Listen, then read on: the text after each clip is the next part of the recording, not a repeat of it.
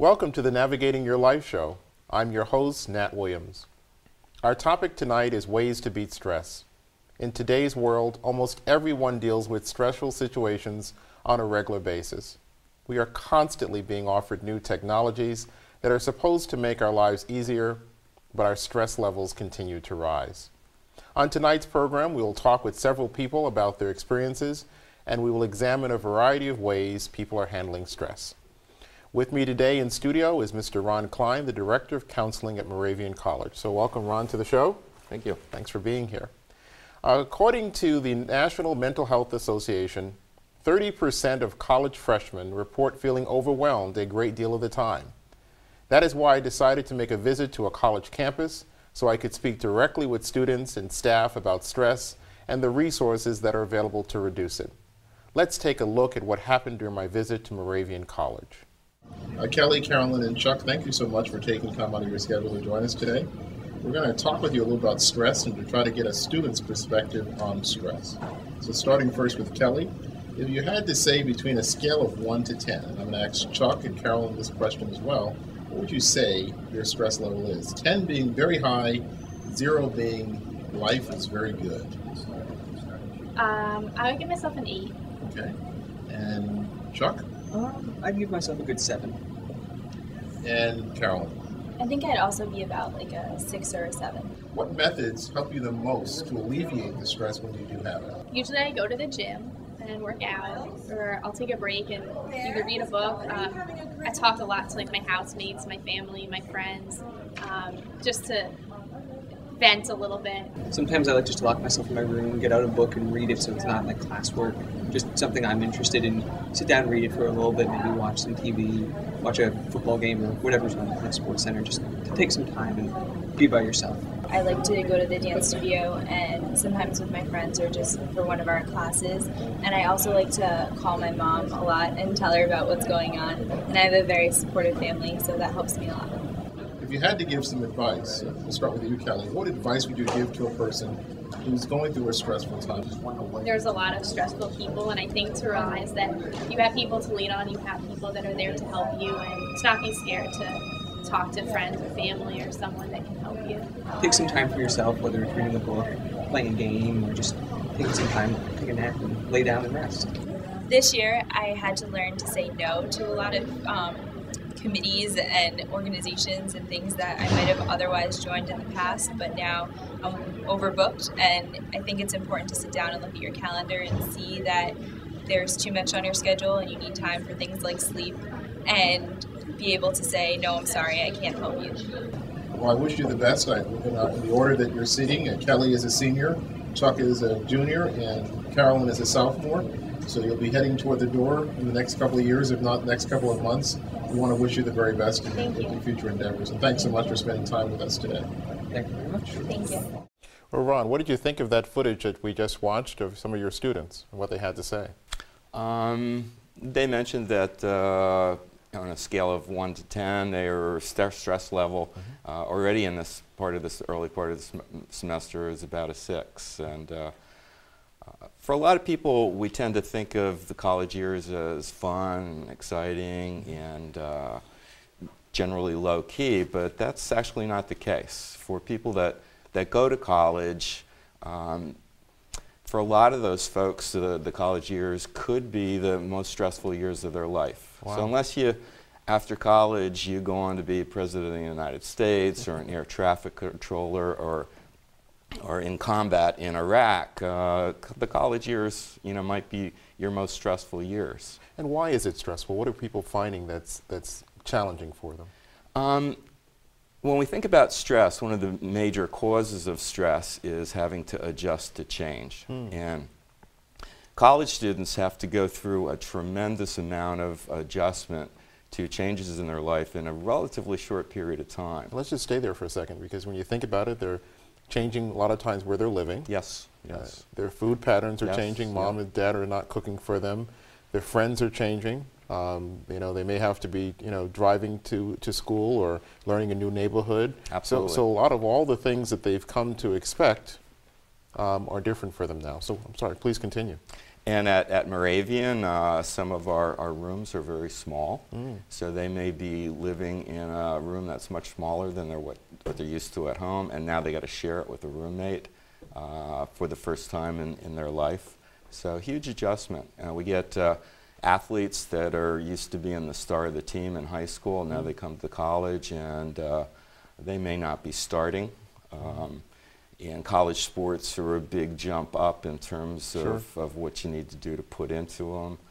The competition is a lot higher, so that's a big adjustment. For a lot of students, it's a big jump up in the demands, the academic demands, how much time you got to put in studying, what you have to do.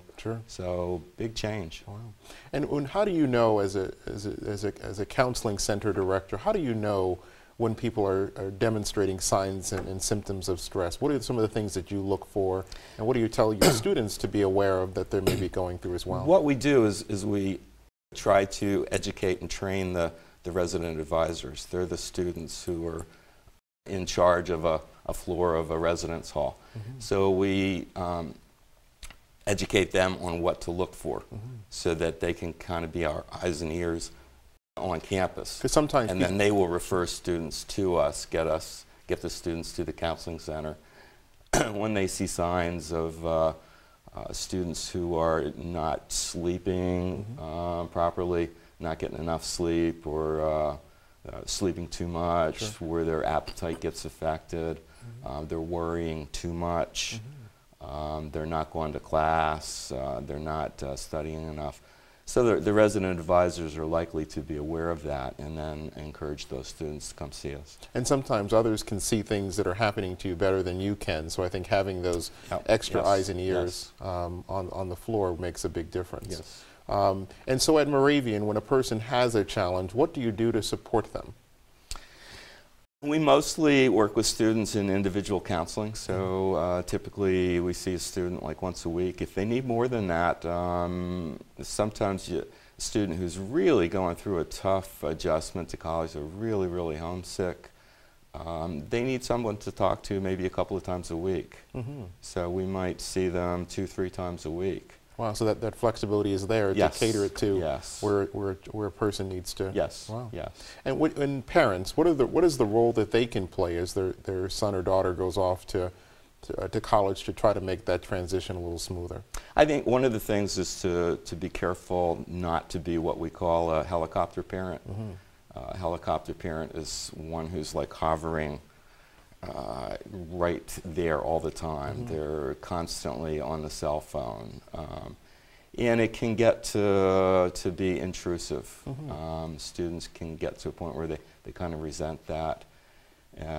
Some parents literally want to choose their son or daughter's courses for them. Wow. So sometimes we have to do things to get them out of the way when freshmen are signing up for classes and registering.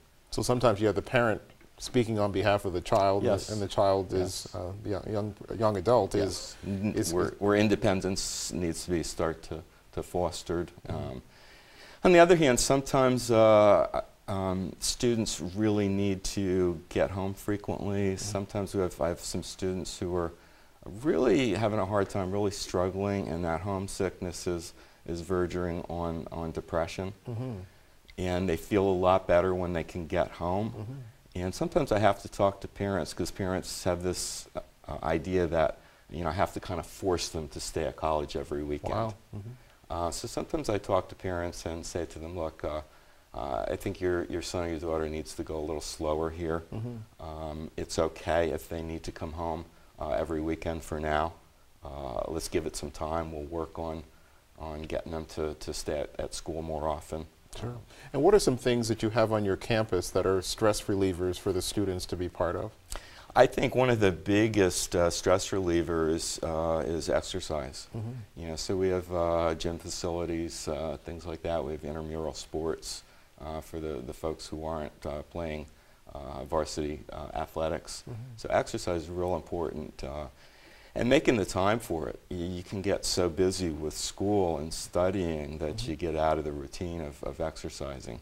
And one of the things I noticed about your campus was the number of students that you have was a decent number, so that most likely a young adult would not get so lost, because what is it, the number of students that you have on your campus? Around 1,600. And that's a good number. I work with another campus that had 10,000, so yes. That is a big difference, being able to be part of a smaller group. It has its pluses, it has its negatives. Sure. One of the toughest things for anybody is loss of relationship. When students date each other on campus or in a relationship and it breaks up, it's really tough on them, because you got to see the person every day. You might see them out with another person, and that gets really, really hard. So a small campus has its drawbacks there, but it also has its pluses, that you know a lot of people. It's easier to get to know folks, to feel comfortable. Good. As we get ready to wrap up, is there anything else that you'd like to share with our viewers? I encourage students to find at least one or two people that they can whine to.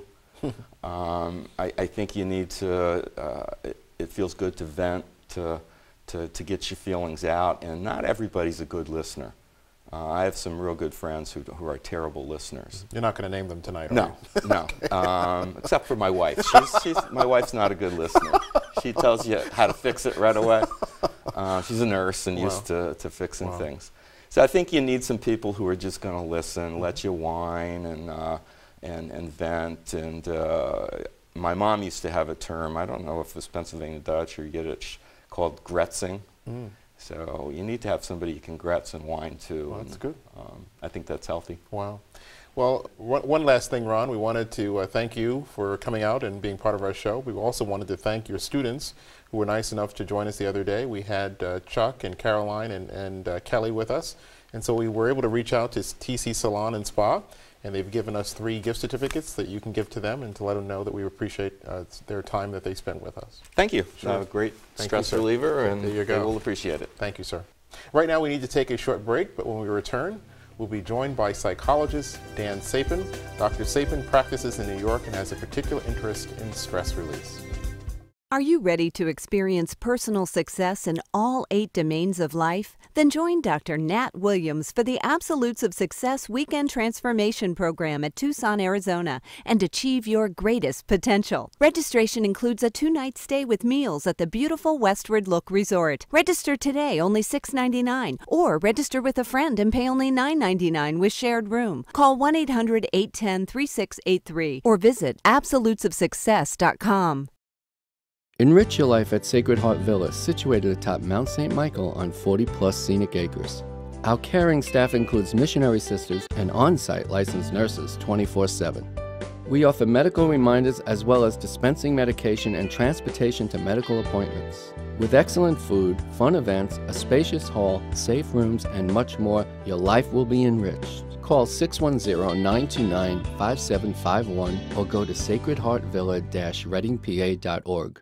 Very intelligent and charismatic, 10-year-old Thomas eagerly engages in conversation. He enjoys spending one-on-one time with others. Extremely patient with other children, he teaches them how to play games and to create arts and craft projects. Thomas looks forward to going to school where he benefits from individual attention. He participates in karate and other activities that help build his strength and coordination. He attends religious education classes and a Boys and Girls Club. For information on how to adopt Thomas and other children, please access the National Adoption Center's website at www.adopt.org. And for further information specifically on Thomas, please contact C. Allen at adopt.org.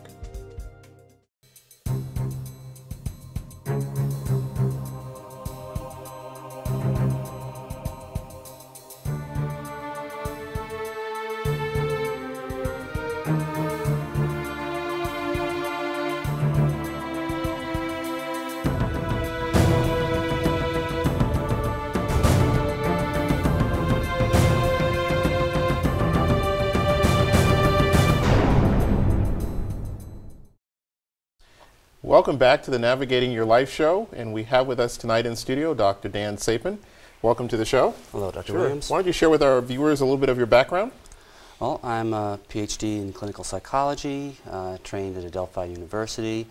I've worked with children, adults, a number of alternative modalities, biofeedback, stress management, meditation, as well as being just a good old-fashioned talk therapist. Wonderful. And I have a subspecialty in music and art. Wow. Yeah. Do you find that those things, music and art, are great relievers of stress?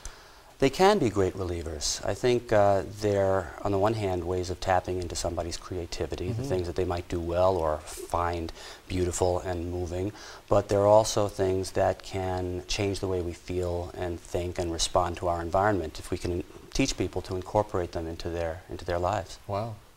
Would you also believe that when you look at stress, is that something that we pass on to other people? Is there a way that we contaminate other people based on the stress that we're feeling in our own life? Absolutely. I think we're, apart from the information that we're getting, the specific news, the specific stories, the specific words, we share a common humanity, and we respond in common ways, and we show our fear, we show our anger, and if we think we're suppressing it, chances are we're only partly suppressing it. So the way we behave to others really makes others resonate with us. And when you look at technology and all that we have at our disposal in BlackBerries and iPhones and other things, do you see those things as good things or as things that give us more challenges than some of the good that can come out of it? Well, I think every invention, every new opportunity is it's a crossroads. It could go this way bad or this way good, and sometimes a combination. I mean, I don't think anyone can really overestimate the value of having so much opportunity to be in touch with people, so much opportunity to find the information that we need. On the other hand, the more we have these devices, the less we get to use our own senses. We get to use our eyes and our thumbs, and there's a lot more to us than that. Wow. There's our voices. One reason I personally don't like texting is that I like to read. If I have to read, I like to read whole words. And if I can, I like to see a face or hear a voice. Most of who we are is, we're animals. We take up a certain amount of space, our hearts beat, and having nothing but information on a screen, it leaves out so much of who we are, and it's just not healthy if it takes over too much of our lives. Wow. And would you say that men versus women or women versus men handle stress better? Is there a way of looking at that and looking at the gender and saying that we have better techniques of one sex versus another? I think if you asked 10 men and 10 women, you would get 20 very different answers. I think something about being a man or being a woman means there maybe are certain inherent strengths and certainly some cultural ones, things that we've learned to do and in response to stress in our lives. Women are possibly naturally better able to take in more both information and emotion and sort of reconcile it together. That's something that women have been found to be better at. On the other hand, men have been raised to be direct, assertive, or aggressive problem solvers, and those are valuable. They don't belong to either sex because either sex can be perfectly good at those things. On the other hand, there's a lot of pressure on men and women to be a certain something. Again, brings us back to the media. The media gives us images. It gives us these ideals that most people can't live up to. It gives us a lot of contradictory impressions of what it takes to be a good man or a real man or a woman of the 21st century. Because all those standards, they're fleeting. They change. They're fashions.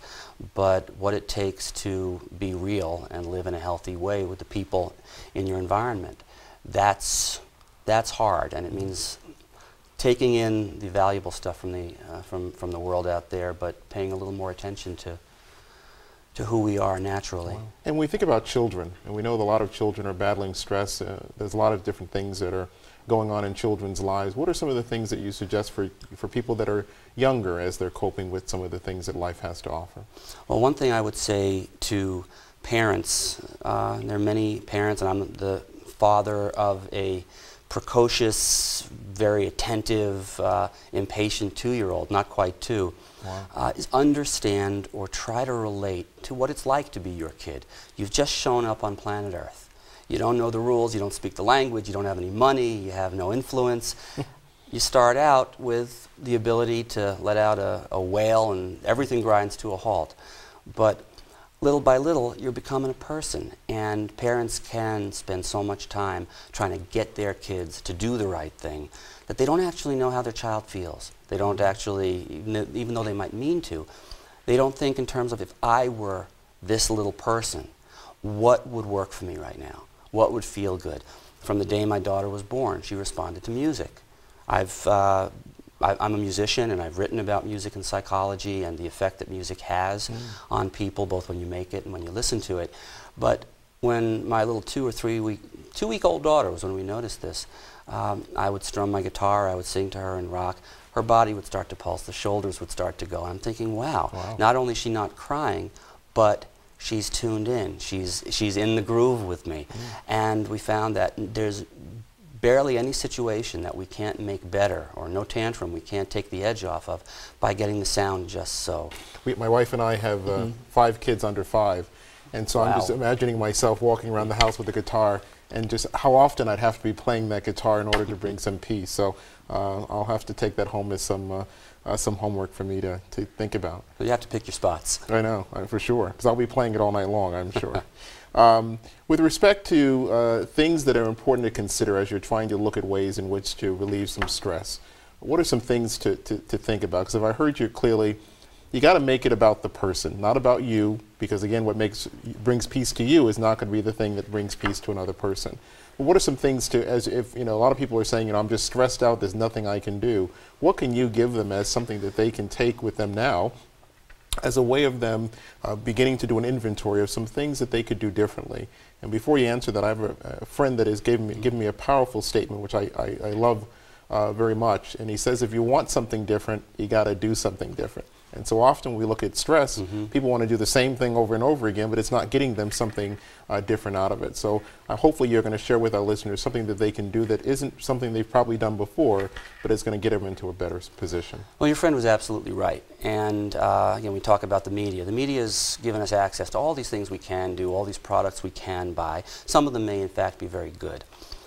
But in order to know what is going to relieve an individual's stress, you have to help the individual understand what works for them, who they are, when was the last time they felt really good, what was it that they loved doing or loved hearing or loved a place they loved being before things started to get really rough for them. Because people do say, there's nothing I can do, I've tried everything. And I might say back, well, you might have tried everything you could think of, but I don't think I can remember a person that I've spoken to or advised on this who wasn't able, if given just a little encouragement, to remember a time when they felt that they were doing what they were meant to do, or even for an hour, a day, a month, that this was the situation that they would like all their future situations to be kind of like this. So there are techniques and processes. I mean, certainly going to the gym is great, exercise is great, but different exercise works different for different people. For some people, yoga is fantastic because it gets them breathing, it allows them to stretch out their body and to clear out the mind. For other people, they need more impact. Other people need time to sit and, well, we call it meditating, but what we're doing is we're just stopping all of the pressured thought and just letting sensations and thoughts happen and breathing. And sometimes into that cleared space, all kinds of positive new ideas come.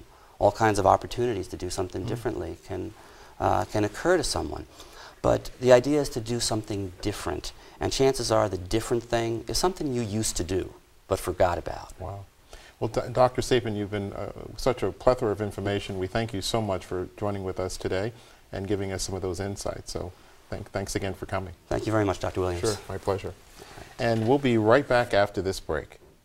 In these challenging times, your organization needs employees that maximize results. HumanWorks Training and Educational Services provides results-focused seminars for your staff. Topics include management and motivating employees, stress management, team building and leadership skills, and cultural diversity. Register today, just $89.99 or $75 for chamber members. Call 484-893-5057 or visit hwtes.com. Enrich your life at Sacred Heart Villa, situated atop Mount St. Michael on 40-plus scenic acres. Our caring staff includes missionary sisters and on-site licensed nurses 24/7. We offer medical reminders as well as dispensing medication and transportation to medical appointments. With excellent food, fun events, a spacious hall, safe rooms, and much more, your life will be enriched. Call 610-929-5751 or go to sacredheartvilla-readingpa.org. As we all know, the job market is difficult to penetrate. Please look at the short resume on the screen and contact the email address below if this person's skills is of interest to you or your company. Let's help him get back into the saddle.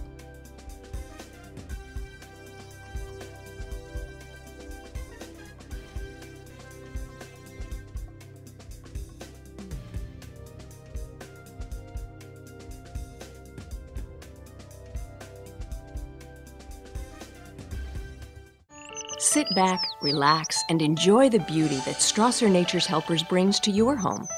Let Strasser's award-winning design team transform your ordinary property into an extraordinary landscape. Strasser's is a full-service company, offering landscape and installation, landscape maintenance, holiday and event decor, and snow and ice management, enhancing properties with pro services since 1998. Call 570-424-9434. I hope today's show has been enlightening and encouraging and empowering for you. In our fast-paced world, stress just seems to be a fact of life. But there are many methods available to us to reduce stress levels before they become overwhelming. A list of resources related to today's show is available on our website, navigatingyourlifeshow.com. While you are there, you can also email your comments on today's show, share some ideas about future shows, or submit a question about a topic for the future. Thank you for spending time with us this evening. I sincerely hope we haven't stressed you out. I'm looking forward to having you join us next week when we'll be discussing recent advances in autism research. I wish you the very best.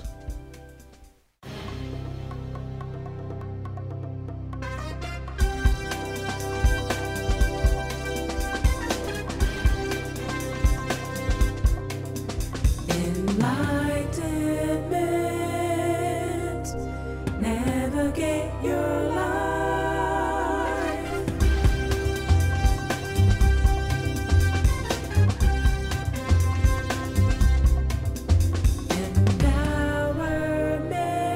Empowerment. Navigate your life.